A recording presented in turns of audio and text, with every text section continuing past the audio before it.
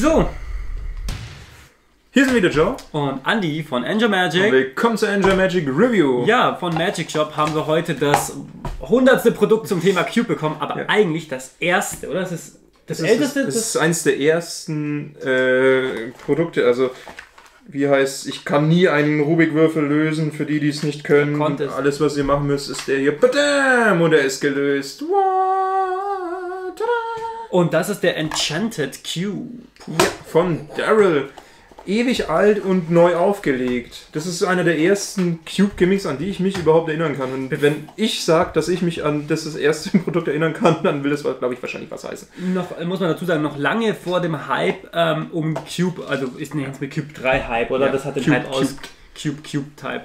Und deswegen muss man es vielleicht auch ein bisschen anders betrachten, weil unter heutigen Aspekten, bei dem was alles mittlerweile so gibt, schaut es vielleicht ein bisschen ja, nicht so krass aus, aber es ist eigentlich, es ist ein Klassiker, das trifft es am besten. Genau, also früher gab es das noch mit ausgedruckten Blatt, wie man das macht und wie man es jetzt ist es von wem hast du jetzt nochmal Murphy's Magic. Von Murphy's Magic neu aufgelegt. Ja, wie gesagt, ist jetzt zurzeit alles. Der Ghostbusters-Film wird neu aufgelegt. Der König der Löwen wird neu aufgelegt. Da kann man jetzt auch mal das hier Mary Poppins wird neu aufgelegt. Alles neu aufgelegt. Genau, der Enchanted Cube. Ein Problem, oder was, wir fangen erstmal an. Ja, aber der Case wird nicht neu aufgelegt von Science Minds. Ich wollte es nur erwähnen. Egal.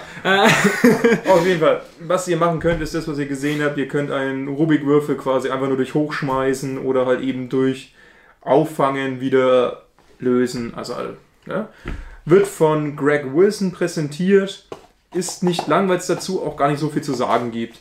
Die einzigen Sachen, die ich sehr cool fand, was Greg Wilson jetzt noch mit hinzugefügt hat, war, dass er zwei Würfel zeigt. Der eine, der verdreht ist und der andere, der gelöst ist, und er schmeißt den, der gelöst ist, nach oben und den anderen nach drüben und auf einmal sind beide gelöst. Fand ich eine sehr interessante Idee, habe ich bisher noch nicht gesehen. Genau. Stimmt, das haben wir noch nicht reviewed von Greg Wilson, Rubicon. Ja, genau, aber er geht auch kurz darauf ein, macht Eigenwerbung, aber mal darf man. Ich glaube, bei Murphy's Magic ist es jetzt auch egal.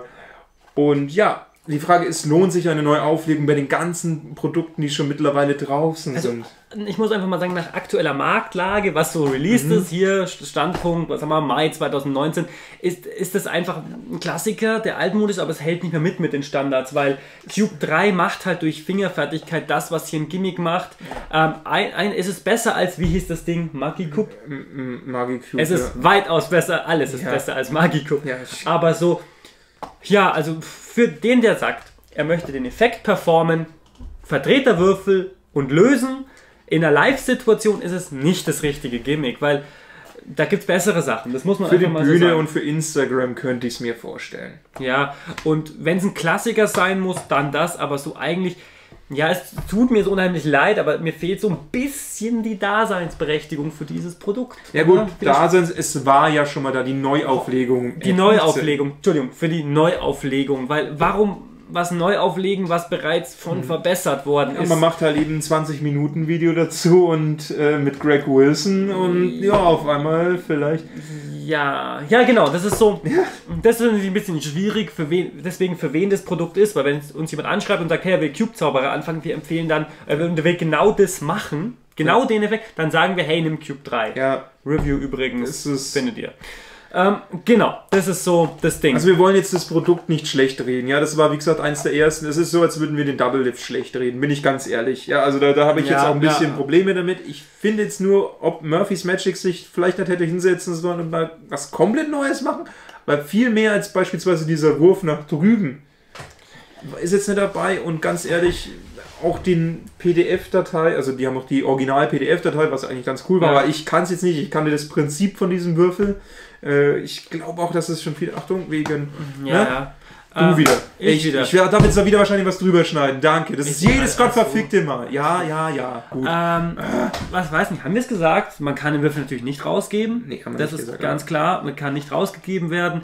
Es ist ein bisschen winkelanfällig. Oder wie bist du es? Ja. Nee, ihr habt jetzt gesehen, so wie ich es gezeigt habe, kann man ihn zeigen. Für Live-Zauberei auch nicht unbedingt einmal, weil ihr könnt auch keine andere Cube-Routine damit machen. Das ist noch wichtig. Es geht nur dieser Effekt damit. Und dafür müsst ihr ein extra Cube mit rumschleppen, was für Table-Hopping Live-Worker-Situationen mir jetzt zu krass wäre, weil man es eben anderweitig auch lösen kann. Ja. Und deswegen, ja, Bewertung. Fang nochmal an, Cube-Spezialist. Also, wenn es ums Original geht, muss ich sagen, und auch zu dem Standard, wann es rausgekommen ist, war das ein absolutes 9-Punkte-Produkt damals. Ja? Jetzt mittlerweile haben wir die ganzen Cube-Effekte. Ja? Wir haben Cube, jetzt haben wir noch ein Cube-Gimmick. Es wimmelt von Cube. Ja? Das Neueste ist eins, wo ihr ein Bild posten könnt und der Cube sagt, Ende des Bild in Realtime. Ja? Da finde ich, hat Murphy's Magic jetzt echt, keine Ahnung, wirklich die Kuh, die schon abgemagert ist, nochmal versucht, so ein bisschen was rauszumerken. Ja. Tut mir leid, da muss ich sagen, 2 Punkte. Das soll jetzt nicht gegen Daryl sein, das ist jetzt leider gegen Murphy's Magic. Wir reviewen 2019. Hätten wir das damals reviewed, wie gesagt, schon 9 Punkte. Ja. Ich gehe jetzt einfach mit bei dir, ich finde es nämlich auch so, 2 Punkte. Es hat heutzutage wer nicht den Klassiker haben will, unbedingt, aus Gründen, warum auch immer, für den hat es keine Daseinsberechtigung mehr. Dann holt euch aber den Klassiker bitte und jetzt nicht dieses neu aufgelegte Produkt. Ja, aber das hat eigentlich keine Daseinsberechtigung. Das ist so ein bisschen das Problem. Ja. Und das war's mit Enchanted Cube. Und da sind wir wieder zur Mitte der Review. Ja, weil wir gerade beim Thema Cubes sind, als der Hype losging, haben wir ein Cube Street Magic Video gemacht. Das findet ihr heute, glaube ich, haben wir es auf Facebook gepostet und vor etlicher Zeit findet ihr es auch auf YouTube einfach. Unter Enjoy Magic, nicht unter, genau, vielleicht als kleiner Seitenhieb mal so zwischen. Wir haben einen anderen Channel, heißt Enjoy Magic, auf dem wir Street Magic Street Magic Videos gemacht haben und auch wieder machen werden. Also wenn euch Live-Performances von uns in Städten oder sonst wo wir echt zaubern, wo dann auch nicht so viel geflasht wird, interessiert, verlinken wir euch. Genau. Könnt ihr euch mal anschauen, schreibt uns, lasst uns dort auch einen Kommentar da, freuen wir uns. Genau. Und dann ab zum nächsten Produkt. So, als nächstes Produkt haben wir folgendes. Andi, du kannst keinen Würfel lösen, nee, richtig? Das ist das. Ja, kannst du nicht. Okay, aber du kannst einen verdrehen, oder? Ich kann einen verdrehen, ja. Okay, wir verdrehen einfach schnell mal. Oder langsam? So schnell wie du kannst verdrehen. Das ist jetzt dein Ernst. Das war aber nicht das teure jetzt, oder? Ja, pass auf, verdreh den mal bitte. Und was ich von dir möchte... Ein Glück, dass wir so viel Budget haben, dass wir von den teuersten wir drehen es einfach nochmal. Jetzt mal. Ich fange nie mit Cube-Zauberei an, ohne Witz. Und das ist Rubric! Ja, das ist alles. Ja, verdammt, wie sortieren wir jetzt die beiden Würfel eigentlich wieder zusammen? Naja, wir bauen die einfach zusammen. Das kriegen wir hin. Genau, das ist Rubric. Das neue Gimmick, ihr kriegt 2 Cubes, die der Zuschauer zerbrechen wird. Zwingend. Was ist der Effekt? Das ist der Effekt. Viel mehr ist jetzt nicht dabei. Ihr kriegt einen normalen Würfel, solltet ihr ölen. Also ich empfehle sowas, also WD-40, glaube ich, könnte man für einen nicht so teuren Würfel, es gibt aber auch Würfelöl, für die es mal interessiert. Und genau, ihr kriegt noch 2 Würfel-Gimmicks, das sind die hier. Die schauen so aus. Genau. Also ihr könnt es quasi verdrehen, auf eine gewisse Art und Weise, der Zuschauer kann es eben nicht. Wenn der Zuschauer es schnell verdreht, wird dieser Würfel auseinanderbrechen. Ist faktisch so. Ja. Sogar bei Zauberern, also niemand kann diesen Würfel richtig verdrehen. Ja, nee, weil man weiß nicht, es ist ein kleiner Kniff. Es ist jetzt kein Knopf, den ihr aktivieren müsst, sondern es ist ein kleiner Kniff. Wie gesagt, sehr schnell erklärt. Und den Cube erkennt man jetzt auch nicht an, dass er nichts zerbricht. Der ist auch sehr geil gemacht so. Ja. Und es ist ein Bastelspiel. Ihr seht schon, ich beginne hier gerade wieder zusammenzusetzen. Das geht relativ langsam. Aufwendig. Genau. Die Frage ist, ja, was ist es? Wir sagen immer, oh, ja, braucht man sowas? Sollte man sowas hinzumachen? Nee, man braucht es nicht. Eigentlich nicht. Zumindest jetzt nicht der frisch damit anfängt. Nee. Ich war mir sicher, dass Andi es zuerst nicht begeistert. Da habe ich sie mal gezeigt und auf einmal findet er es mega witzig. Ich finde es echt super, ja. Ich meine, wir haben ein bisschen drüber diskutiert. Es ist ein Bühnengag, dann ist es geil. Ihr macht einen Cube-Act auf der Bühne, er holt jemand auf die Bühne und er sagt, das ist der Würfel, den mein Großvater auf dem Sterbebett verkauft hat. Grüße an Walkes. Okay, und dann verdreht er den und alle schon so, boah, und ihr habt so einen Moment. Wenn ihr solche Momente... Und er zerbricht und ihr... Wirklich... Das hier ist der Würfel, den meine Oma mir auf dem Sterbebett... Geh. Ja, und... Ja... Problem damit. Ich fange einfach mal kurz mit dem Problem an. Weil mir gefällt es tatsächlich auf eine gewisse Art und Weise. Das Problem ist, dass es komplett auf den Boden zerfällt. So ziemlich alle Teile fallen auf den Boden. Ihr müsst gucken, dass da nichts verloren geht. Wobei ich könnte mir sogar vorstellen, dass ihr außer einem Teil ziemlich alle mit anderen Würfelteilen ersetzen könnt. Aber trotzdem wäre es schade darum. Es gibt eine Routine, wo ihr eine Vorhersage macht. Die finde ich auch sehr witzig. Würde ich jetzt aber auch nicht machen. Ihr sagt zu ihm, ihr sagt dem Zuschauer, ihr habt hier eine Vorhersage und tut sie in eine Tüte und der Zuschauer verdreht es und dabei zerbricht er. Und dann in dem Moment, genau. Und ihr sagt, ja toll, und meine Vorhersage und der Würfel ist auch in der Tüte auseinandergebrochen. Das ist so die eine Routine, die drauf ist. Ja, ich finde aber tatsächlich, dass jemand, der Zauberei eher witzig gestalten möchte, hat hier einen kleinen Gag, der super funktioniert. Eine kleine Anekdote dazu. Paul Daniels, Gott habe ihn selig, einer der größten Bühnenkünstler der Welt, hat einen Vogel-Act, wo er das einmal performt hat und ein Vögelchen hat ihm tatsächlich auf die Schulter geschissen. Und einer im Publikum, ein Zauberkollege, hat gemeint, das ist sauwitzig, das musst du jedes Mal haben. Und er hat tatsächlich in der Routine das eingebaut. Also nicht wirklich, sondern er hat dann sich so ein bisschen sowas. Und jedes Mal, wenn er quasi diesen Vogel-Act beendet hat, hat er überall so diesen Vogelcode als kleinen Gag. Mhm. Also sowas, für die sagen, oh, macht man sowas überhaupt? Aber, und sowas könnte ich mir vorstellen. Dadurch, dass ihr das quasi jederzeit performen könnt und ihr seht, ne, man kann ihn verdrehen, wie man möchte und es passiert nichts, außer der Zuschauer verdreht es und es wird zerbrechen. Ja, wir lassen es jetzt mal, weil jetzt haben wir schon oft genug zusammengebaut. Ja. Genau.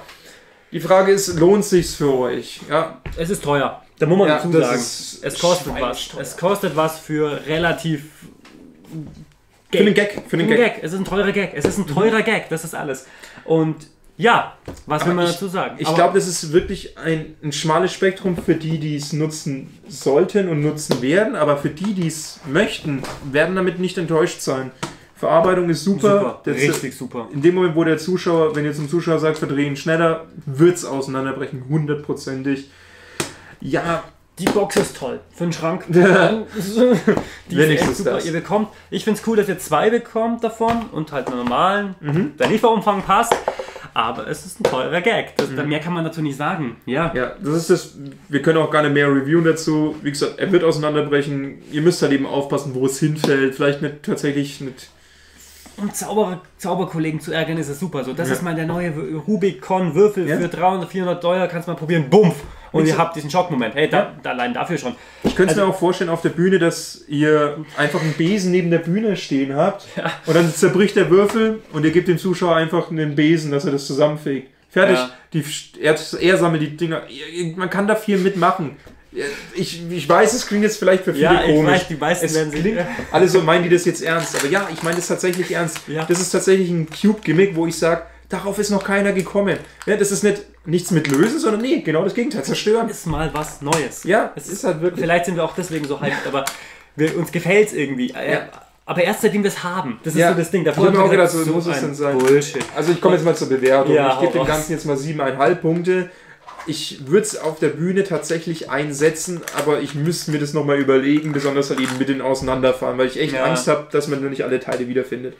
Ja, das ist ein Punkt. Und wenn ihr mal drauf tritt, ich gebe ihm 7 Punkte. Ich finde es gut. Ich mache sonst überhaupt keine Cube-Zauberei. Das ist das Einzige, was ich machen würde. So traurig es klingt, es ist einfach witzig. Und weil es so schön war. So, und das war's mit Rubik. Nein, Moment. Für wen ist es? Ja, eigentlich für jeden, der was kaputt machen will. Für jeden, der was kaputt machen will.